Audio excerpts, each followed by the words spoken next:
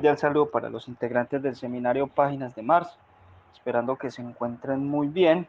Y bueno, vamos a proceder a realizar el comentario que conversa con los diversos aportes que ustedes durante esta semana tuvieron por bien ofrecernos a propósito de la segunda parte del texto de Rosa Luxemburgo, a propósito del espíritu de la literatura rusa. Bueno, es muy importante recordar que este texto, o por lo menos esta parte que abordamos en el seminario, es tan solamente la primera parte de un texto más extenso y muchísimo más detallado en reflexiones. No quiero dejar de decir esto para que ustedes, si por su cuenta quieren proseguir con esa reflexión, y dado que lo que demuestran sus comentarios durante esta semana, el texto les llamó bastante la atención, pues tengan la oportunidad de terminar de leer el texto por completo y ya por su cuenta como tal. En este momento, pues, y en aras de las capacidades, pues, o de las extensiones de lectura para nuestro seminario y en general con las labores que desarrolla la escuela con los demás seminarios, estuvimos obligados, pues, en delimitarlo ahí, pero dejamos la anotación para que ustedes sepan que el texto es más extenso. Bueno, de otro lado quisiera disculparme con ustedes por la demora poco casual, pues, que he tenido con este comentario. Lo que pasa es que sí ha sido bastante difícil construirlo, tanto por la densidad del análisis como por la misma estructuración, y bueno, porque al grabarlo en algunas partes siento que puede estar floja la argumentación, y bueno, espero que en este caso logre dar con una expresión muchísimo más clara y acertada a propósito del texto y por supuesto los aportes que ustedes hicieron. Bueno, en aras pues del estilo que va a determinar este comentario, vamos a desarrollarlo en dos sentidos. De un lado, referirme al texto particularmente, porque creo que hay asuntos que no se pueden dejar de lado, y en un segundo momento ya sí referirnos como tal a las referencias de ustedes, a los comentarios, que creo que también puntos bien interesantes para que nos vayan quedando en este comentario, que como siempre me gusta anotar, no es un punto final, por tanto yo no soy partidario de llamarlo síntesis, sino que es un comentario a manera de balance. Y un balance pues puede ser transitorio y por tanto proseguir en otros momentos. Bueno, entonces con el primer punto respecto al texto. Yo creo que Rosa Luxemburgo nos presenta una imagen, en este caso del artista, ejemplificado pues con los rusos, con Dostoyevsky y Tolstoy, y es bien interesante al comienzo de esta segunda parte que hemos abordado cómo presenta a estos artistas que no es que escondan sus posiciones políticas o personales, incluso sus prejuicios políticos, sino que gran parte de su obra las construyen desde esos prejuicios. Pero ¿qué sucede y de qué materia tan singular son estos seres llamados artistas que, aunque en sus intenciones personales tengan un propósito, lo que muestran sus obras es una cosa que puede ser diametralmente opuesta? Porque un tipo, y que incluso es que lo expresa en su obra, que lo desarrolla en su obra, que abiertamente tiene esa intención de hacerlo, por ejemplo, de caricaturizar a los revolucionarios, y al caricaturizarlos lo que está tratando de demostrar es que las ideas de socialismo, de revolución, de transformación radical de la sociedad, que seguramente no, desde luego tuvo conocimiento de eso Dostoyevsky en su época, y ni se diga después con lo que pasó pues con los bolcheviques, que hacen esa magnífica revolución rusa, pues ni se diga que Dostoyevsky lo que está mostrando es que está en desacuerdo con eso. Pero aún así, hay otros elementos en los cuales, como digámoslo, su obra le escapa a sus propias intenciones, y quizá por eso sea unos artistas tan singulares. O sea, y lo que me parece interesante es que no hay una división estricta, no hay una división estricta entre esas intenciones o posiciones personales y, digámoslo, lo grandioso y lo trascendente que hay en las obras de estos artistas. Y a mí me parece que es fundamental llamar la atención sobre el tacto, la flexibilidad, la capacidad que tiene Rosa Luxemburgo para comprender al artista en estas situaciones. ¿Qué hace ella? Ella lo que dice es, hay que ver las obras de ellos, qué es lo que presentan. por un lado reconoce que hay una intención reaccionaria, pero dice, es que ese no es el punto de partida de sus obras, sino de una responsabilidad social. Responsabilidad social, ¿en qué sentido? Ante situaciones de injusticia, en la capacidad que tiene para desarrollar estos artistas en sus obras una serie de situaciones, por ejemplo, las que viven los seres más marginados de la sociedad, o como diría pues Dostoyevsky, sobre los humillados y ofendidos. Entonces, que un artista, de cierta manera, logre desarrollar, por ejemplo, en el caso de Tolstoy, las situaciones que viven los seres humanos en el matrimonio. Ahí hay una crítica a la institución matrimonial. Luego la crítica, por ejemplo, al mundo militar por el militarismo y las tendencias a la guerra. Es decir, son elementos que están cuestionando instituciones que sostienen el orden social. Entonces, paradójicamente, están en contra de los revolucionarios, pero sus obras están atacando los fundamentos, los principios, las prácticas que sostienen el orden social, independientemente de que su posición política sea lo contrario a eso que desarrolla en su obra. Entonces, es bien interesante ver esto porque en este tacto que está teniendo Rosa Luxemburgo con estos artistas rusos, es que logra identificar la singularidad no solamente de estos artistas, sino de lo que podríamos decir un capítulo muy luminoso de la humanidad y de la literatura universal como tal, que es la irrupción de lo singular y de lo especial de la literatura rusa. Y es por eso que de hecho ocurre que un Dostoyevsky podría decirnos más de la miseria humana, de sus problemas subjetivos, de los dramas humanos como tal, y particularmente también pues de las situaciones de injusticia que tienen algún eso con lo económico y lo político, podrían expresarlo mejor un Dostoyevsky, un Tolstoy, incluso mejor que algún revolucionario que abiertamente se plantee la denuncia de las situaciones de injusticia. Y hay una expresión bellísima que me parece que hay que darle toda la trascendencia que tiene Rosa Luxemburgo cuando nombra a Dostoyevsky como el abogado artístico de los humillados y ofendidos. Yo creo que hay poco que anotar sobre esa expresión, por lo que, si bien toma partido por esos humillados y ofendidos, este Dostoyevsky lo hace de esa forma artística. Y esa forma artística implica lo que también ustedes recordaron, desentrañar, radiografiar al ser humano, pero también a una sociedad que genera este tipo de seres humillados y ofendidos. Entonces ahí podemos ir entrando también en otro tema que es ya lo propio de la literatura rusa. Algo así como la singularidad de esta literatura y aquello que ameritaría esa denominación propia, es decir, literatura rusa, con la singularidad nacional que tiene. Y es ver lo que solamente la literatura rusa pudo ver y expresar en su obra como tal. ¿Por qué? Porque hay una especie de encuentro fortuito entre una serie de sensibilidades artísticas con unas circunstancias históricas que vivía Rusia. En el texto anterior veíamos en la irrupción en medio de la literatura universal y en medio de las grandes creaciones de conocimiento que la humanidad por entonces había generado.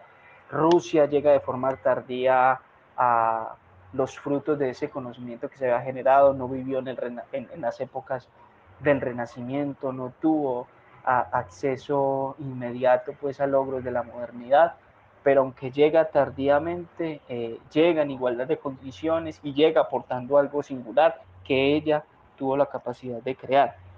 Entonces hay un fortuito encuentro, bueno, y entre esas circunstancias históricas, particularmente desde mediados del siglo XIX, Rusia empieza a encontrarse con situaciones y son estos artistas los que tienen la capacidad para interpretar dichas circunstancias históricas.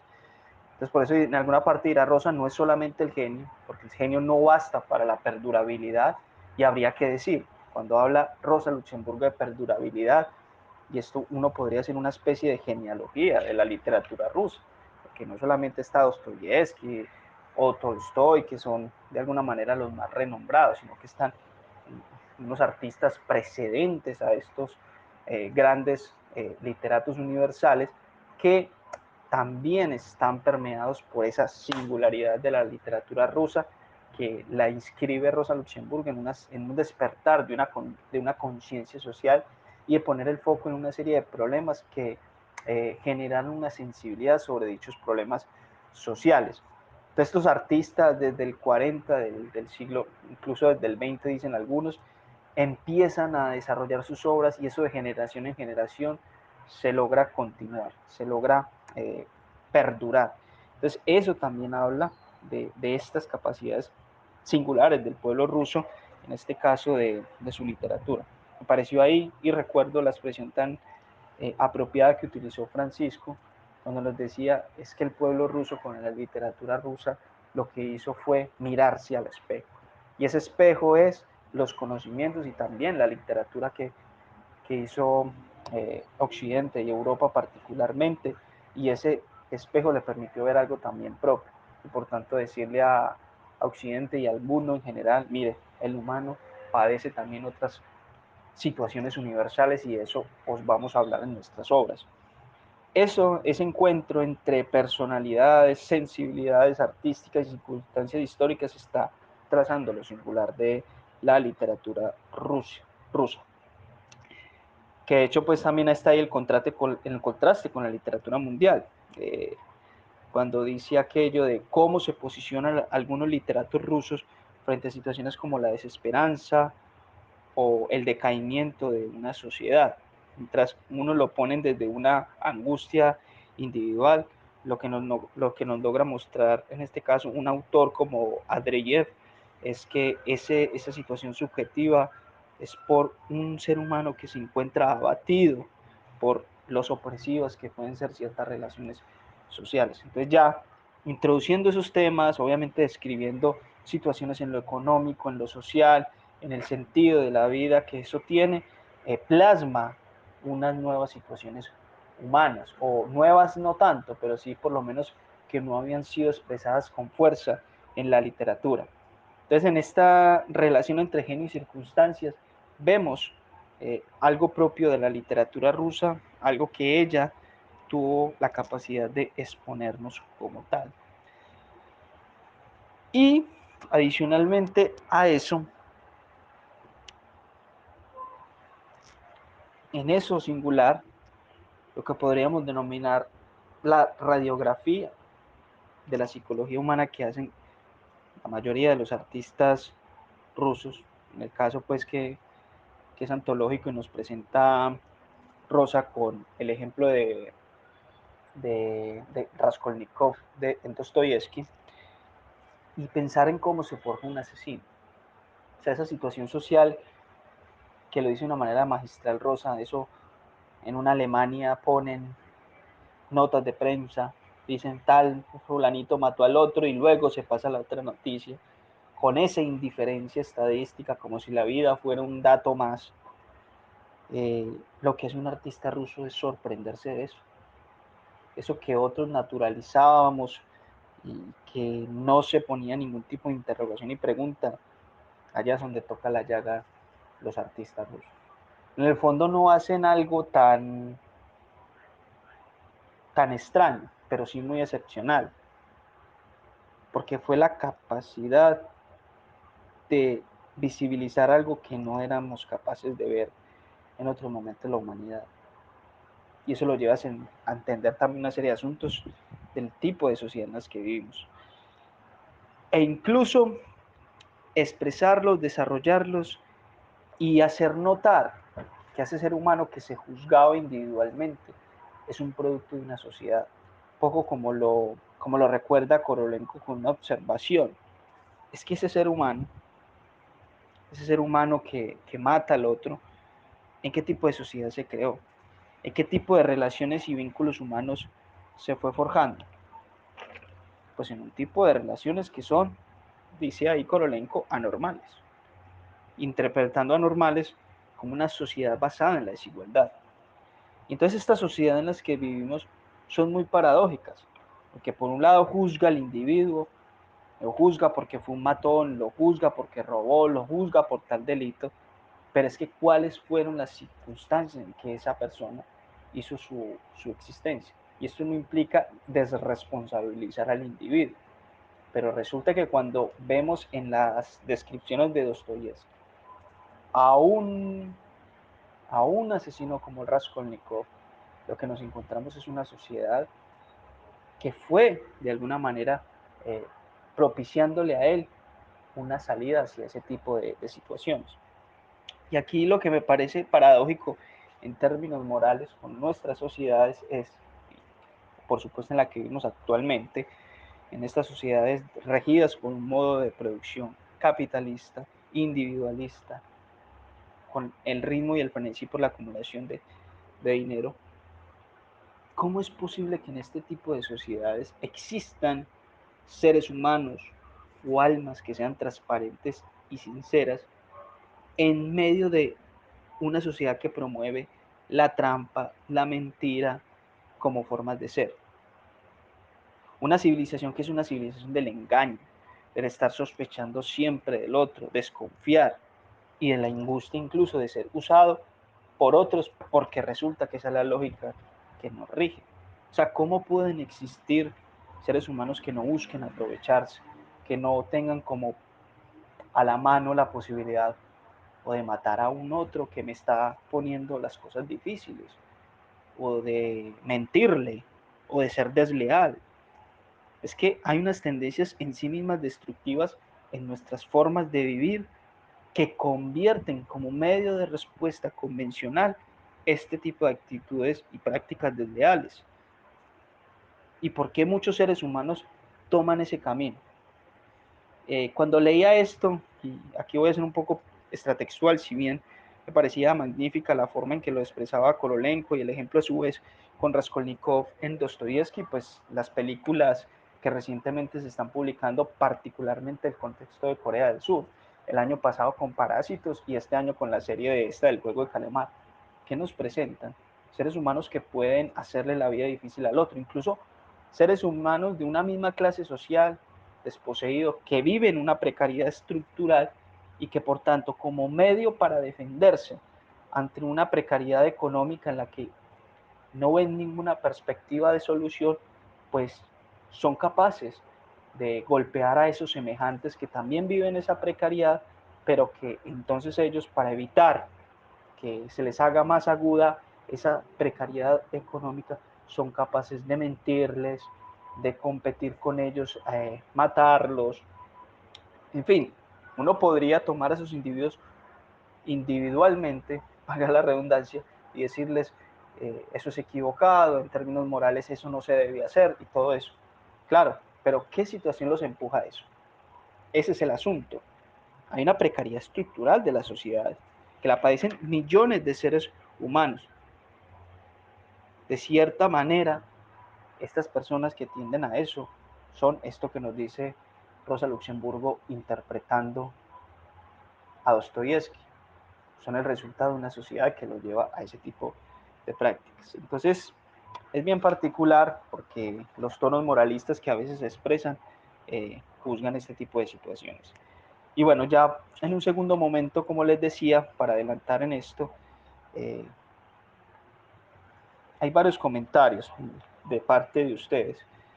De un lado, yo creo que es muy claro cuando en ustedes ven lo que Rosa Luxemburgo logra, y es refrendar esa capacidad que la literatura rusa tuvo para dar cuenta de la complejidad humana, con unas nuevas lógicas de civilización burguesa y de las relaciones sociales con todos sus efectos que trae.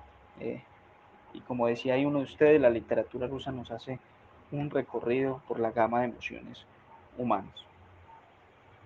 De otro lado, en esa relación arte y luchas sociales, yo también estoy de acuerdo con un comentario que hicieron, y es que en este momento de los autores que hemos visto, el mismo Marx, Engels, pero los que fueron más explícitos en ese tema, como fue Tolstoy, perdón, como fue Lenin sobre Tolstoy o León Trotsky, y en este caso Rosa Luxemburgo, esta última ha sido la más clara. De verdad que ha ofrecido como más claridades al respecto, porque la otra vez Lenin nos exponía una posición muy sesgada de Tolstoy, Entonces quedaba incompleta esa reflexión, o más bien incompleta, es sencillamente equivocada. Creo que también Rosa en estos escritos, como bien decía alguno de ustedes, nos hace los contrastes también entre diferentes tipos de literatura y ahí logra reconocer lo que es singular de la literatura rusa.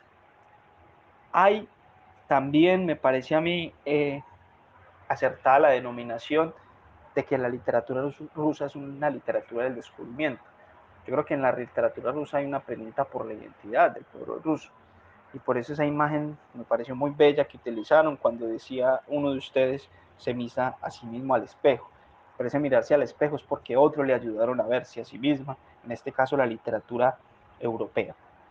Y finalmente hay un aporte supremamente valioso y es ver en este caso una mujer que políticamente fue decididamente una revolucionaria, pero que no fue capaz de subordinar su formación estética a esas luchas sociales, sino que logró establecer también, digamos, las relaciones y los límites tanto de lo estético como de lo político en este caso, siendo lo político más predominante en lo que fue en la vida de Rosa Luxemburgo, pero que aún así logró una fortuita articulación entre lo social, entre lo político y lo personal y lo subjetivo como tal.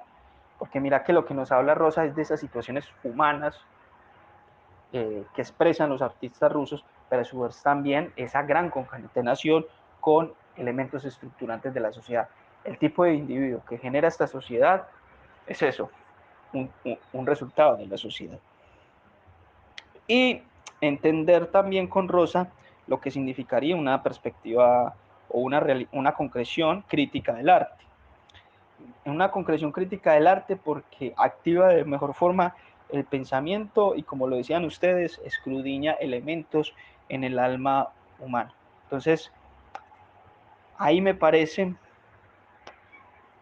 supremamente valioso, eh, digámoslo, esa observación en el sentido de que lo crítico no tiene que ver con una posición anticipada, una intencionalidad a priori que tenga un artista, sino que es que su obra y esa escudriñación del humano lleva necesariamente a eso. Y ya, creería yo que hasta aquí podremos dejar algunos elementos que ustedes expresaron. Me disculparán si de pronto no soy lo suficientemente claro o, o expansivo, si se quiere, con algunas reflexiones de ustedes, pero bueno, entenderán también que es un poco difícil y la premura del tiempo está ahí. Bueno, apreciados integrantes del seminario Páginas de Mars, hasta aquí el comentario y quedo presto para seguir junto con Stephanie, a quien aprovecho para darle la bienvenida en la coordinación. Estaremos continuando escuchándolos y prosiguiendo en esta reflexión. Que tengan un buen resto de día.